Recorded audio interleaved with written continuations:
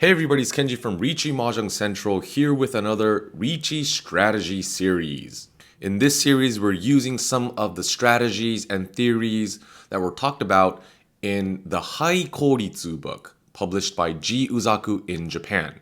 If you haven't watched any of our previous videos, go ahead and click on the links down below.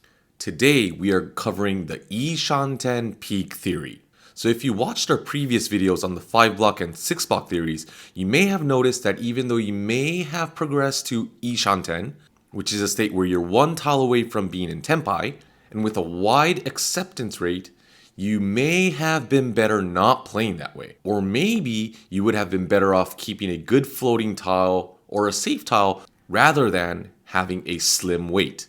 If you feel that having a quote, temporary wide acceptance weight has no meaning, it might be better to have an idea on how your hand will eventually progress and plan ahead. The key is at what point should you start thinking like this? Your efficient tiles will digress as you move from Sanshanten, Yanshanten, and Wanshanten. In that sense, the acceptance tile for you will be the least when you're in Tenpai. But the flip side of that means that you have the ability to win off of someone's discard and ultimately save you from dealing into your opponent's hand. The most difficult thing is the duration between Iishanten and Tenpai. I'm sure you have encountered hands where you get frustrated with that one tile to come in for you to be in Tenpai or to win. That is when it becomes important to proceed with your hand so your Iishanten is the widest shape possible. There are 3 elements to this. 1. Try to keep in mind on Iishanten shape with no floating tiles. 2. Fundamentally decide which tatsu or shapes you will use as your 5 blocks when you are in Yanshanten. And 3. Don't be too focused on progressing in Shanten. Always keep in mind to have the best shape when you are in Iishanten and progress towards that goal. That is the basic logic behind the Iishanten Peak Theory. So let's look at example A. You are in Sanshanten with a 6-block situation. Let's not focus on progressing in Shanten and aim for a Chanta Sanshoku by discarding the 8-mon. It is better to go into the 5-block method once you have at least one tatsu completed in Yanshanten. Now let's look at example B.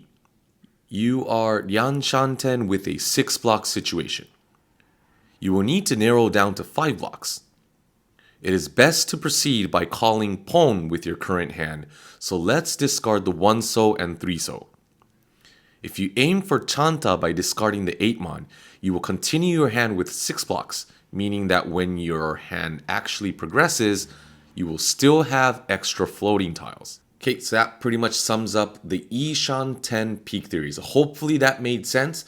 So pretty much you're thinking to have the best Iishanten weight possible. So that your Iishanten situation is at its peak. The Iishanten Peak Theory. So hopefully this comes into use.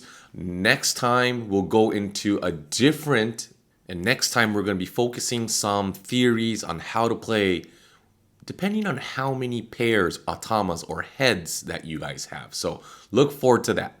Please consider subscribing to the channel if you haven't already, as we will continue to push more Riichi Mahjong strategy videos out like this. Keep on reaching.